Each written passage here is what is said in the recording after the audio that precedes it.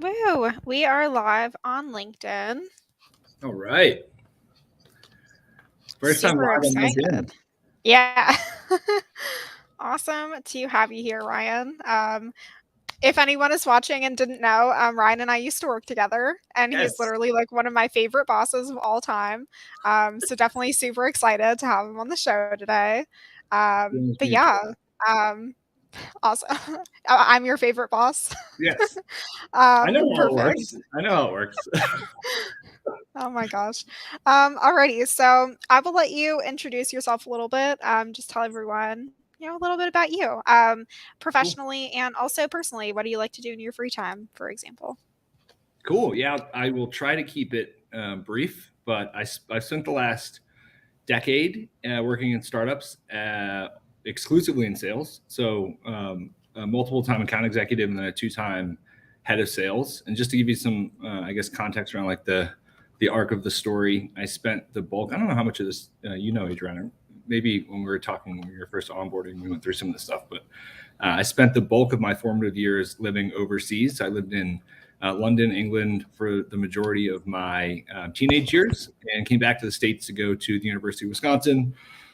I got a degree in international political economics, which has zero practical application actually getting a job and paying off your student loans.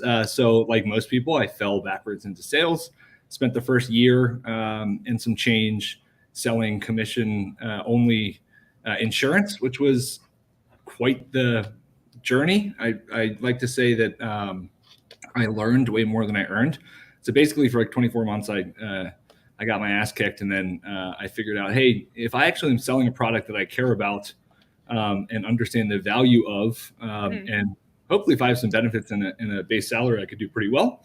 So I parlayed that into a account executive role in 2012 at a company called Groupon here in Chicago, which most people, at least years ago, were pretty familiar with. And I had a lot of success there as an individual contributor. Was promoted 3 times. When I left in 2017, I had generated $30 million in top line revenue. So I was in the top 10 revenue producers all time for their local category, which is the category that everybody knows and loves about using Groupon. And then from there, I spent 3 years building a bootstrap sales boot camp with a good friend of mine, helped hundreds of people break into B2B tech sales. And then most recently, I led an 8-figure SaaS startup to some pretty significant growth towards the heart of the pandemic, where Adriana and I had a lot of fun and worked really hard together. And then after roughly 2 pretty rough years, I was actually let go last summer, and I was burnt out to a crisp. So I've spent the last, call it 8 months, just really focused on taking care of myself, taking care of my mind, taking care of my body, learning new skills, having fun, building stuff, being more present with my family, and also just tinkering around with building businesses and figuring out some of this creator-driven online income a lot of people are talking about. And it's been amazing. It's been such a fun journey.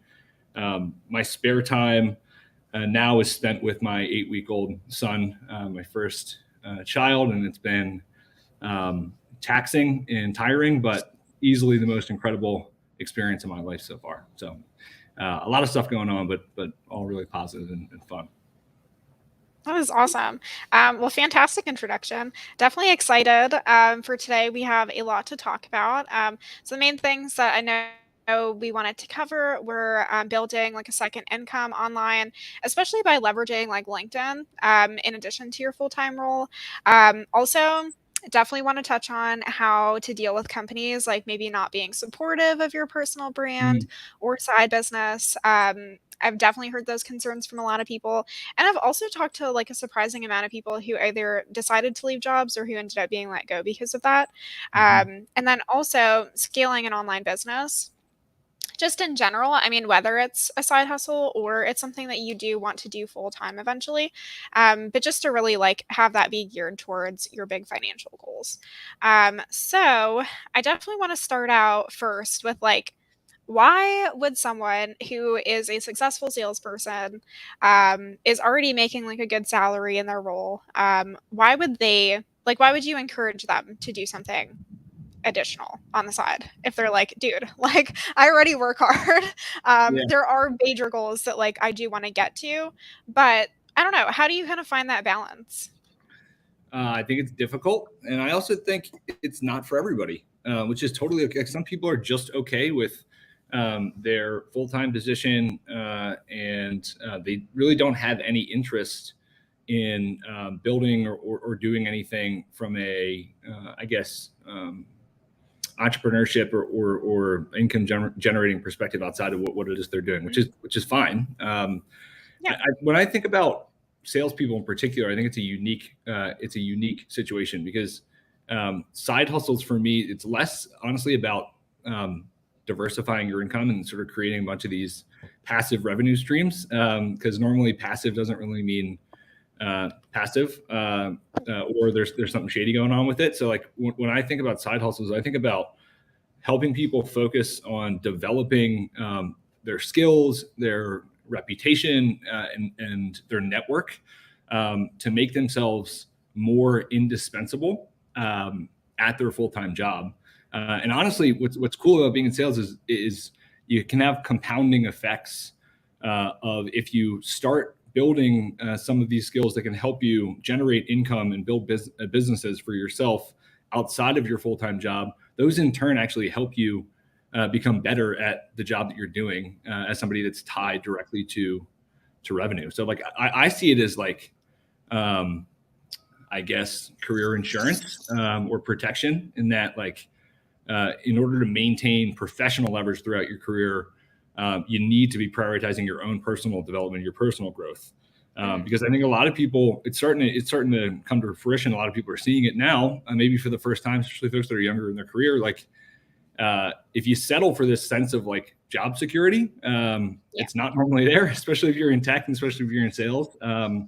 My friend Scott Lees talks a lot about employment security versus job security, and I think the way that I sort of take that is like a strong network combined with a strong skill set helps create employment security, and job security is really just like fighting to keep the role that you have. So it's like, how can you make your ability to earn money agnostic of the company that you're at defensible?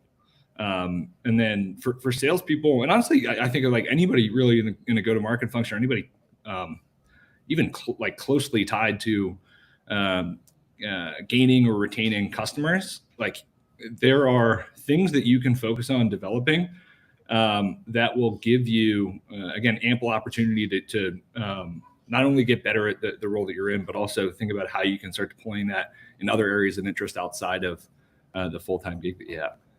Mm. So, okay, if someone is interested, they definitely want to start something on the side. They definitely want to have that employment security. Like, how can they start finding that thing, that idea that is going to serve them in their main role and then also provide income in addition to that? I think what you're focused on is going to be very much contingent on like stuff that you actually like to do and stuff that you have some sort of like domain expertise in or are willing to put in the work in order to build that. In terms of like how to have those compounding effects, it's a lot of the same stuff that you would imagine that you need to do in order to get better at being an individual contributor, which is like learning how to effectively manage your time, improving your communication skills, focusing on ways and tactics to be able to be a better negotiator, becoming more financially literate, copywriting, right? Like there's so many different aspects. Design is actually something that's like a passion of mine that I've now been able to sort of meld into the businesses that I've been working on that historically really only served me in PowerPoint decks and trying to think of like cool one pagers to be able to send prospects. But yeah, so I think there's sort of two separate buckets. It's like, how do you develop the skills that will help you create income, especially now, like the barrier of entry to starting something, getting something off the ground, like spinning up an LLC, creating a landing page, a lot of stuff that creators out there, like Justin Welch talked about, it's the barrier is so low. Now, like whether or not you're going to be able to find, educate, gain, and retain customers is going to be contingent on like, yeah, your expertise. And if you have a track record of success doing something, you have a good, solid network and people are willing to vouch for you because they've worked with you in that particular area.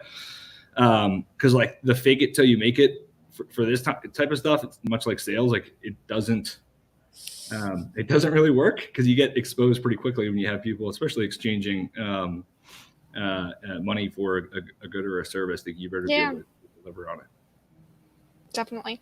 I do just want to pause for 1 second and just let everyone know that is watching. If you have any questions about building a business online, about side hustles, about sales, really anything else that you think Ryan might potentially be able to answer for you, definitely drop it in the chat. We would love to discuss anything that you guys bring up. Alrighty, so I do kind of want to go back to just this idea of like, okay, let's say you have a strength, one that serves you really well in sales and out of sales. Like, let's say, okay, I'm a great content writer or a great copywriter. Like, where can people start to actually do something with that? Do they need to build up a LinkedIn presence before they start doing anything? Like, can they start from scratch? If they are starting from scratch, what do they do first? Yeah. Content creation, like as consistently as possible, is really, Hmm. really important because, like, yes, you're going to have to. I mean, I think you should be doing as much as you possibly can to just grow sort of the surface area of your network. And back in the day, candidly, this was a lot easier. Like, you could connect with a ton of people. I'm talking years ago. You could connect with a ton of people within a given week in an area or an industry that you're super interested in or wanted to break into. Now, obviously, there's limits in terms of like how many people that you can even engage with. But like building up surface area is important, but just consistency around the content that you're putting out. I think there's like a lot of people that are established in their career and maybe are entrepreneurs themselves get a little bit upset that I've seen of folks that are earlier in their career, up and coming creators, saying like, hey, they don't have the track record to be able to go out there and talk about some of this stuff. Now, again, I don't think you can generate a significant amount of income and have sort of long-term retained customers or partners if you don't have the chops to back up what it is that you're selling. At the same time, there's a different area when you're first getting started, which is like, and what I've seen where I've used LinkedIn, where I've seen so many really awesome success stories come from, it's like, tell your own true, authentic story about the stuff that you screwed up, that you learned, that you want people to avoid. There's some of those mistakes that you've made, and use LinkedIn as sort of like, the way that I use it is like a journal or sort of documentation of my journey, where I wish I would have known a lot of the stuff that I'm putting out on LinkedIn years ago. And also, sometimes Yeah. I put stuff out and I'm just reminding myself of things that I know that I need to do in order to be the person that I want to live up to for myself, my career, my family.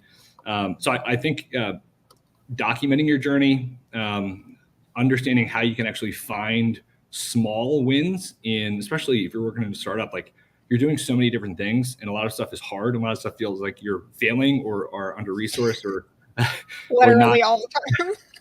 But like that's like, if you can, and this is obviously a sort of a hack or trick in sales, is like, if you can find a way to look at a lot of this stuff in abundance and like look for opportunities to find wins in the little stuff, like that stuff compounds. And then a little win for you that you're sharing a success story on or a learning like a lesson from might actually be a major win for somebody that's a year, 2 years, 3 years behind you. So like collecting all those data points, telling it like an honest and raw, but I think I try to just turn everything sort of as optimistically as I can, with a twinge of sarcasm sometimes, and maybe some bitterness in there too, and then just being consistent about putting that out.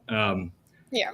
That's where you start, and that's free. It doesn't cost anything, and again, I think it's just going to reinforce some of the stuff that's going to continue to make you successful. Definitely. I do totally agree with that. People should not be like misrepresenting their knowledge or anything.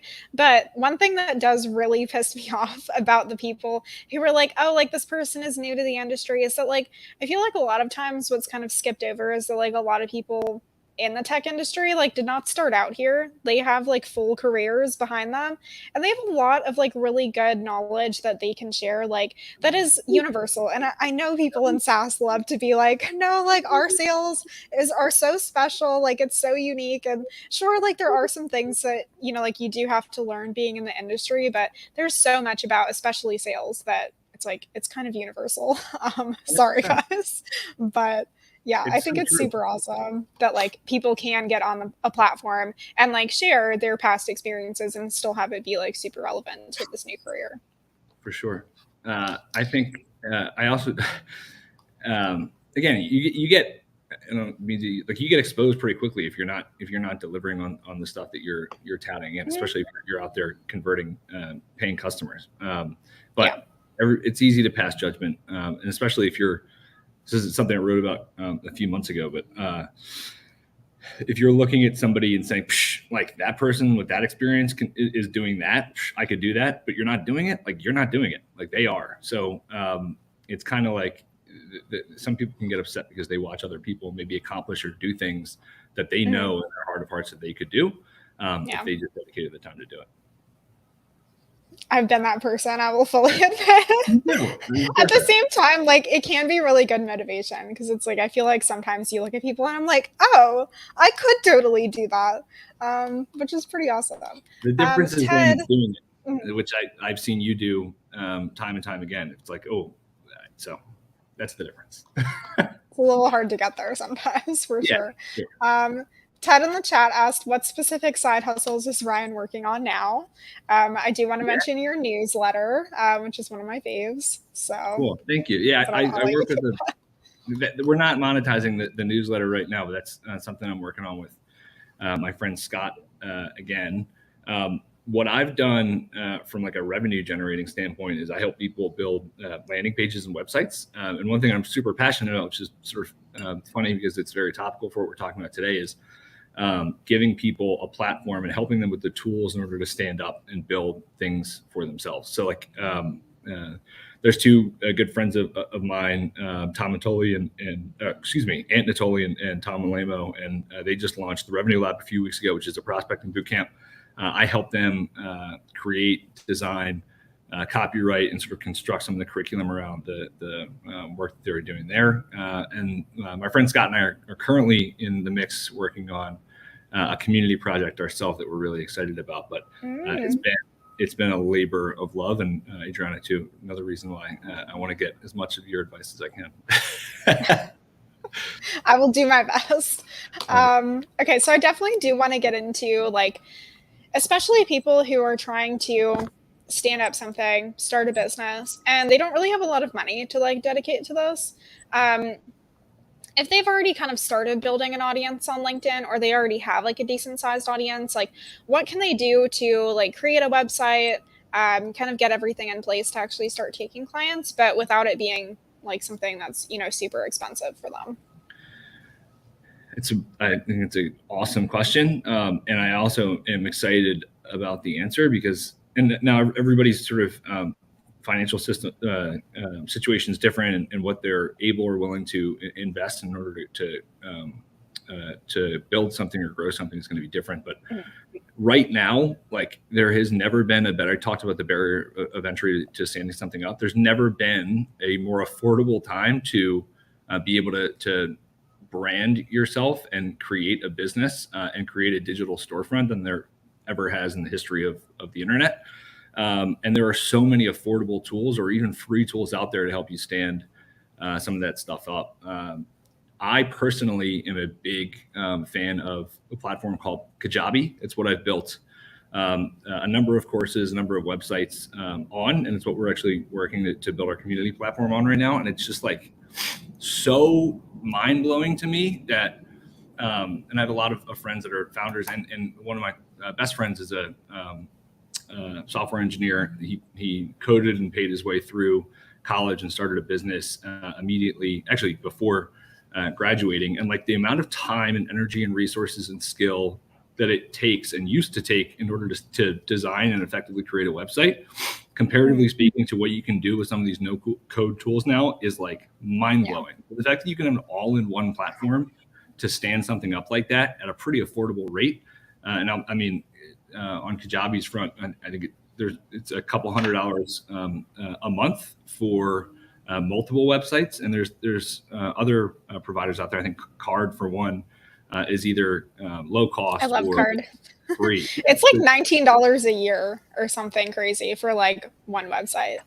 And think about Insane. how many business owners, a decade ago were paying tens of thousands of dollars to create a website before they even did anything else. So like, Yeah. I think that's one of the cool things that's sort of like democratizing people's ability to sort of break into entrepreneurship, or at least dabble in it and start working on these skills, is the fact that the internet is an open source protocol. Like, there's a ton of free information. Now, there's a lot of bullshit. I don't know if we're allowed to curse on LinkedIn. There's a lot of BS on LinkedIn. Excuse me, on the internet. It's I don't okay. like LinkedIn too.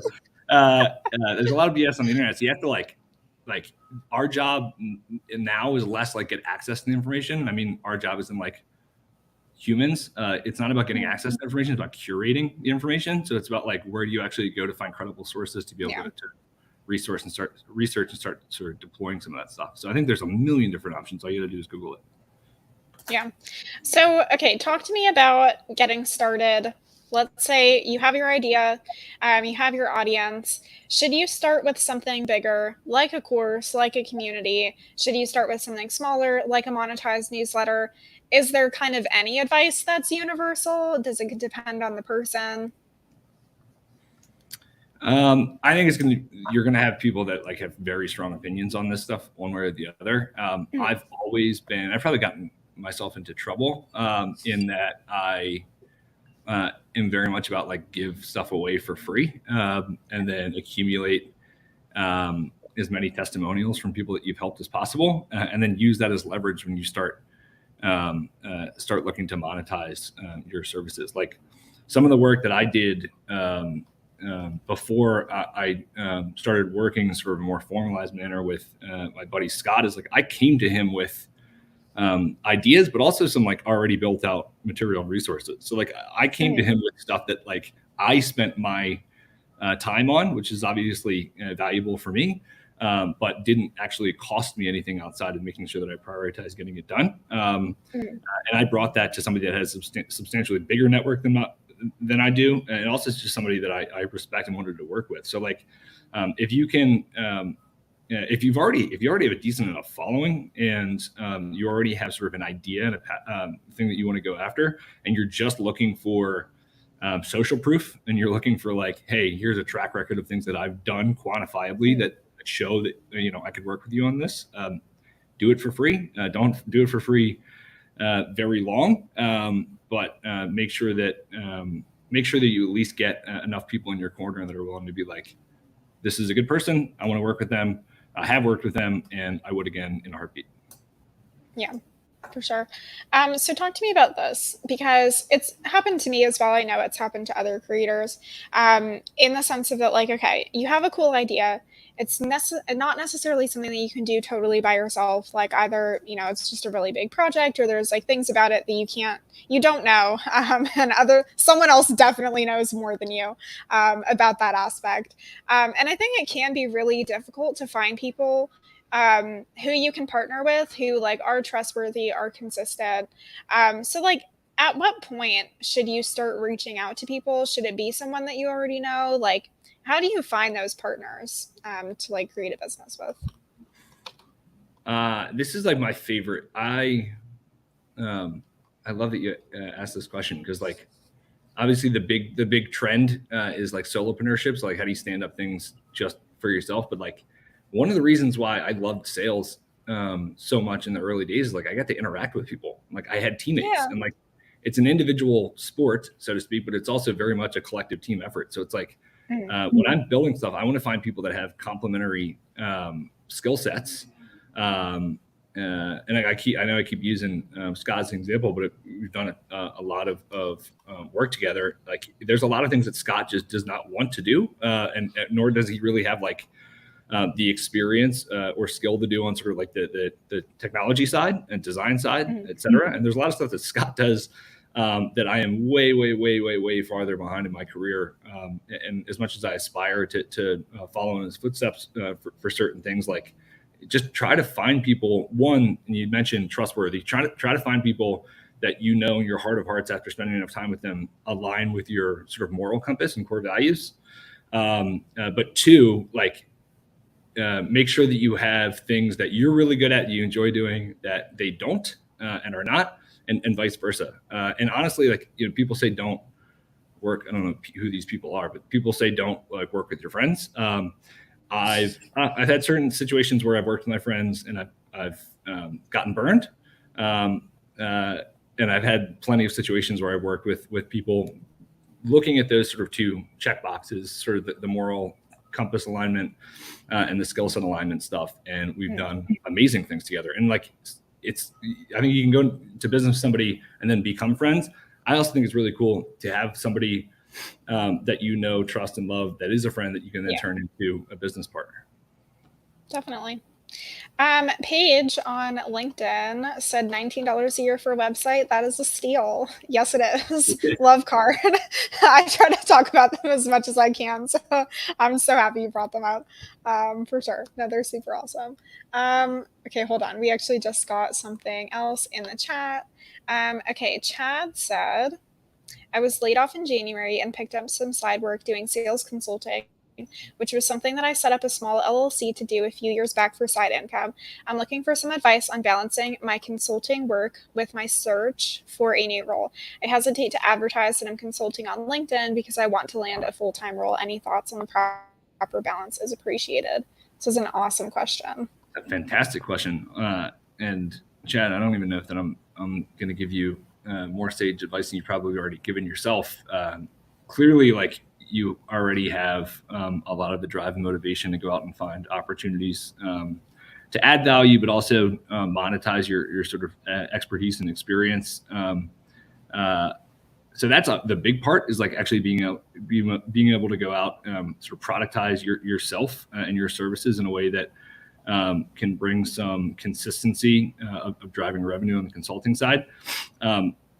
To me, this question feels like it's a should I be like committing full time or more time investing in growing my consulting business, or dedicate more of that portion of my time to finding a full time role? And I think at the end of the day, it's about what you want long term in your career.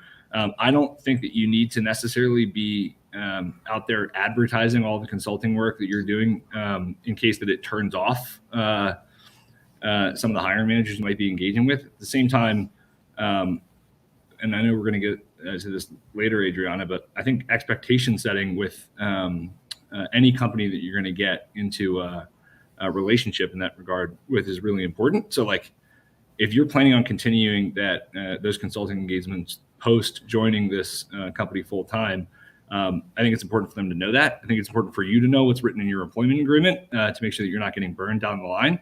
And I think first and foremost, it's important for you, if you're going to make a commitment to a company, in my opinion, to dedicate the right time, resources, energy, and focus on making sure that you're living up to your own and their expectations in that role. And that doesn't mean that you can't continue to work on the stuff on the side. So it sounds like there's sort of like this maybe struggle internally about what direction you want to take it. I would focus as much time that you need researching the companies that you're interested in getting a full-time position with, engaging with folks at those organizations, understand what makes them and their customers tick, and make sure you have enough time in the day to be able to effectively conduct outreach, do that research, and sort of build up this hit list of companies that you're going after. And then anything extra time you have on your hands after that, focus on either acquiring new customers or providing better service to the folks that you're already engaged with. But yeah, maybe it's like a heart-to-heart mirror, and maybe I'm projecting to figure out what direction you want to really fully commit to. Awesome. Chad said well stated. Thank you. I agree. Okay, so I do want to touch on a few things here.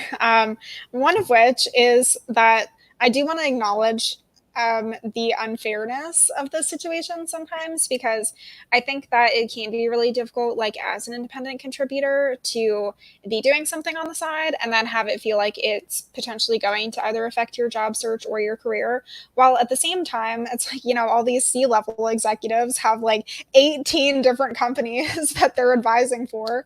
And it just, I don't like that very much, but but going back to like the job search aspect, like how much can people put on their LinkedIn? Like I know that it can be very concerning to hiring managers for them to see someone who like owns their own business and have it like reflect negatively, which I don't think that it should. But as someone who has also hired people, like tell us about this. What should we do? I love that stuff as a hiring manager. Like when I see somebody that has entrepreneurial drive, like and has gone out to just start something on their own. Like some of the my most favorite folks I've ever worked with on the sales side have been people that had started businesses before and either kept them going or shuttered them and learned a lot of painful lessons through it. So, I mean, personally, I love that. I think, again, it's about expect. And I put out kind of a tongue-in-cheek LinkedIn post the other day saying, like, the next time that a founder takes issue with one of their employees being distracted by one of their side projects, the employee should ask the founder the story about when they decided they were no longer willing to work for anybody else. And that's obviously a joke, but there's some truth to it. It's like there is some hypocrisy, especially as you get as a owner of a business or a CEO or whatever, like farther and farther away from that moment that at least a lot of my friends that are entrepreneurs got to the point where they were like, I have such a passion for this idea, I'm just going for it. Or they were like, screw this, I'm not listening to what other people tell me anymore, and I'm going to do something myself.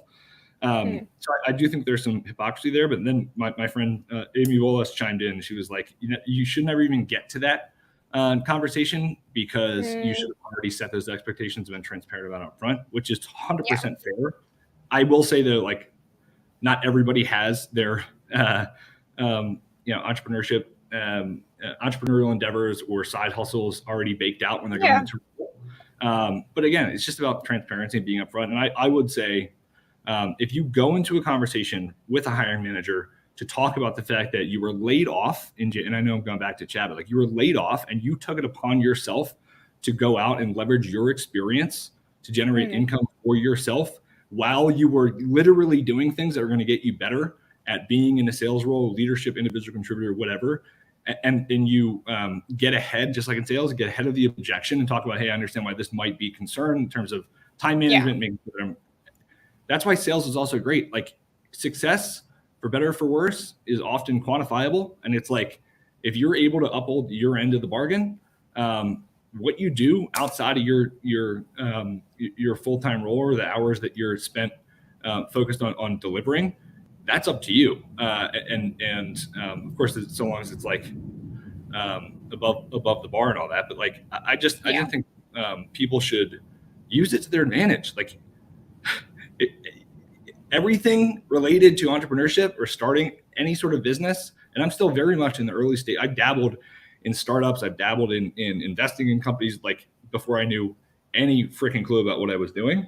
And I learned a lot of like tough and great lessons that way. But like, I don't know, so many people within startups and also folks that are starting their own things are just figuring it out. And that's one thing, Adriana, I was remembering I wanted to make sure that I said as a part of this conversation is like, I really hope that people continue to stop believing more in their company than they believe in themselves.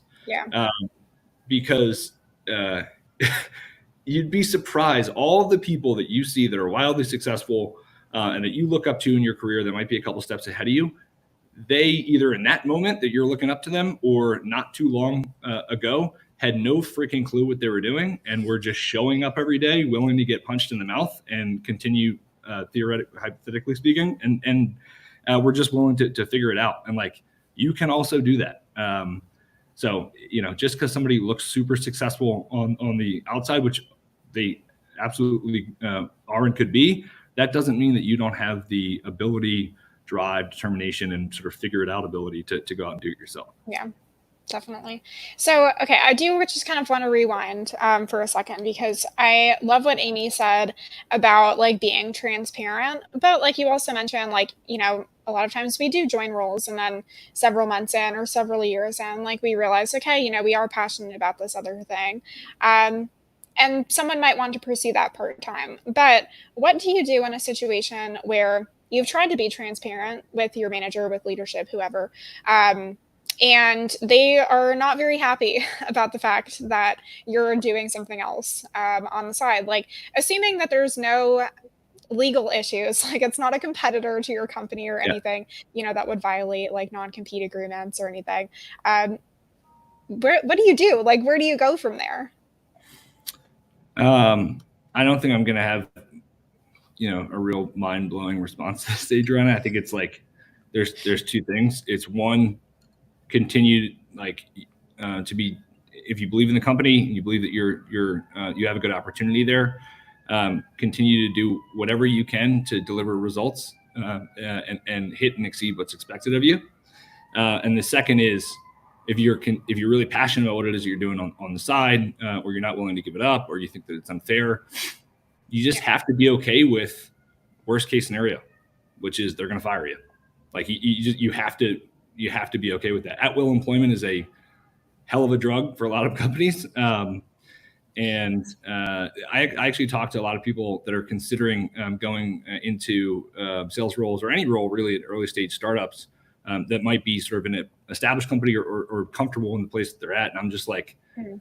this is probably not that great advice, but think 6 months from now and think they run out of runway and they close their doors and you're laid off and you're left to now find another opportunity.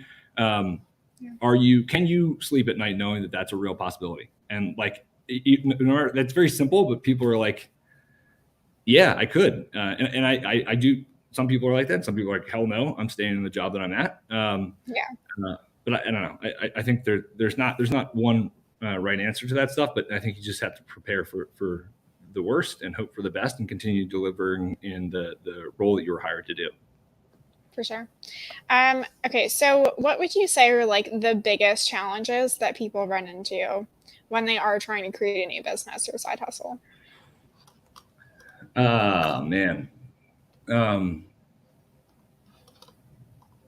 like trying to figure out if they should be niching way far down and looking for a very specific customer and solving a very specific problem, or trying to be more, I guess, opportunistic. I think Yeah. if you're thinking about too big of a surface area of who it is that you can help and what problems that you can solve, like you're going to get pulled in a million different directions. Your messaging is going to be Yeah. all shot. And but if you go too specific, like unless you have a really strong network in that area or can build one, like how big is the opportunity actually for you? The other thing that I'll say, which 1 billion% is personal experience, is I think a lot of people spend time doing things that they convince themselves are productive, but actually aren't. And I will say, so this is one thing that people always say about this, and my friend is an entrepreneur tells me this all the time. I'm okay with this because I just love doing it, but like designing your logo, figuring out what your tagline might be important just in terms of like what the value prop is, but just stuff that you absolutely, if you're detail oriented, will notice, but 99.9% of the people that you're looking to engage with and potentially take on as customers probably won't, because it feels like you're doing stuff, but you might not actually be doing a lot. You have to start making progress, taking action, and being okay with put it out there, learn from it. By learn from it, I mean get feedback and incorporate that feedback into what it is you're building. Like the most plain vanilla advice that you can get for any, I think, working in startups is like listen to your customers. Listen. Everyone says that. So many people don't do it. Like actually listen Yeah. to what the people are saying that they want from you, and then deliver on that over what the expectations are. And then again, same thing around sort of leveraging social proof and just gaining momentum from there. But like you have to put it out. You can't overthink too many things, or you're never going to get anything done. Yeah, for sure. Okay, so what would you say? Oh, hold on. Kevin just sent in a message. Let's read his. Kevin says, any thoughts on growing a newsletter slash side hustle that is unrelated to your full time job?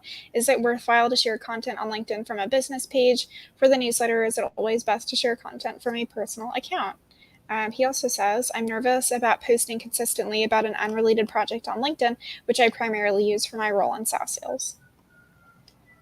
A lot of like really thoughtful questions. Like, this is awesome. I've struggled with this exact thing. There's a few things Yeah. That I would love to be talking about that I'm super passionate about on LinkedIn that I think might fall flat. And I just over the years have built a like decent sized network.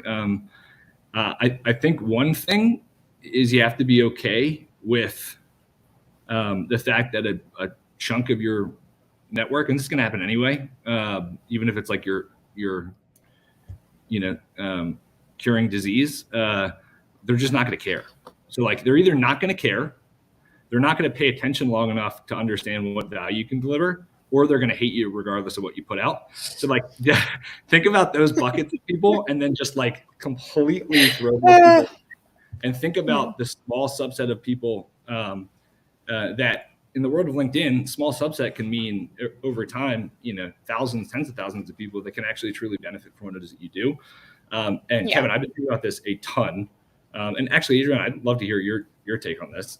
At the end of the day, if you're really passionate about it, people vibe with, even if they don't care that much about the topics that you love.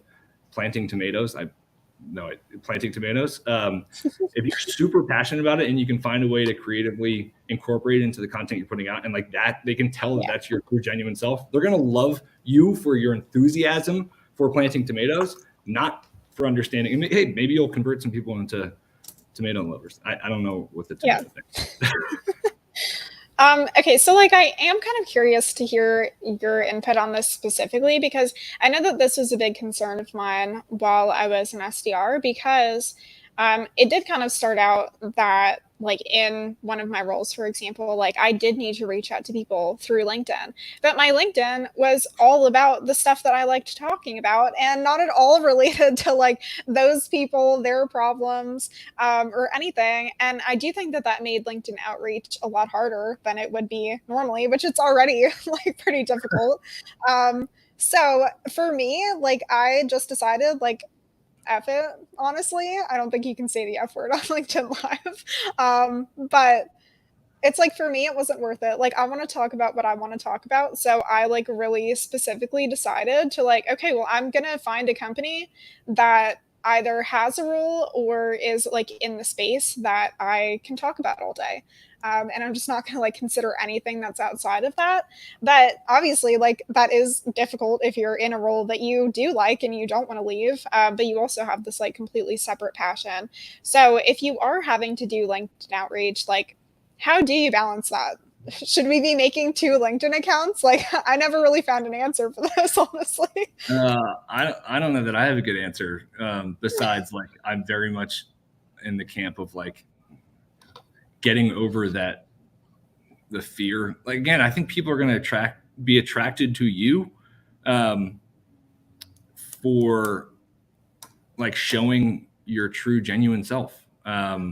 So like they're not necessarily going to buy from you because of the stuff that you talk about, but if they are putting out content that there's nothing like you can comment on and engage with their content and not have to frame it in the stuff that you like to talk about. That's for your stuff.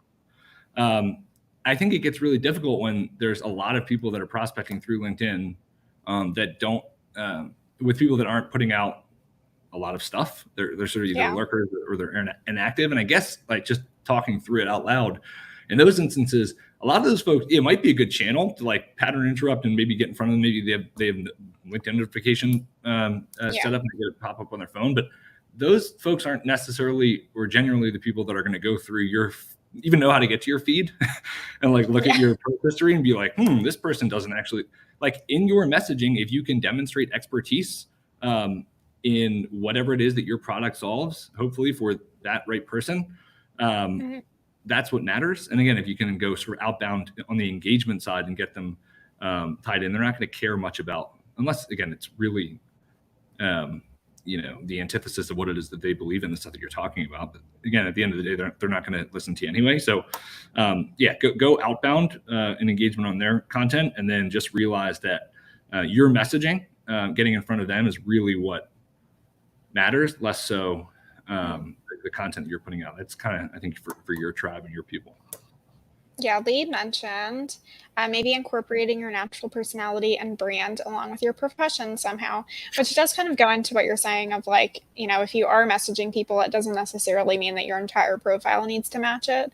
But I do think that Lee does bring up an interesting point of that, like, there are a lot more common threads between things than I think we realize a lot of the time. And also a lot of people, especially on LinkedIn, who are interested in a lot of different kinds of things. Yeah. And even though like it is a like business platform, and I think a lot of like posts and content around SaaS can be just like very, very limited. But it's like you see people who are posting completely unrelated, like more personal content. I follow a few people who post about their farms or like, their garden and things. And I love seeing their posts. And a big reason for that is because it's not like, everyone else that's posting on LinkedIn. Right. So a balance can be found somewhere. I agree. And I said to Lee's point, the New Year's Eve of this year, last year, I said, may 2023 be the year that your work self and your home self are the same person. And I think that's what came out of, at least for me, 2020. And honestly, what I saw, I'm passionate about communities, and why I love, Adriana, what you've done and sort of following your passion in that regard. Because like when I got involved with Thursday Night Sales for the first time back in 2020, I felt like for the first time a networking event where I could just be myself. And like that's I think what community is about, like being able to go and like make genuine connections with people. And it's really taxing and tiring to be a work person and then a home person. And I think it actually can take some tolls on your home life if you're trying to sort of like uphold this facade that's not truly who you are, unless you're an asshole, in which case don't be that. Also, in which case, like, don't work with us. Sorry. Okay, so I know we're kind of closing in on time here. Kevin said thanks, you guys, helpful ideas. Thank you, Kevin. If you guys have any other questions, definitely send them in. We do have a couple more minutes to answer them. But I want to ask you specifically, like, what about what you're building right now keeps you up at night? Oh, man.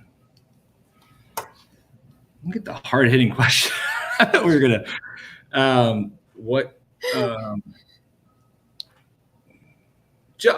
just like, honestly, it's just about trusting myself to be 100% vulnerable, because like what I'm working on right now, I know, because I've seen it happen before, it can help a ton of people.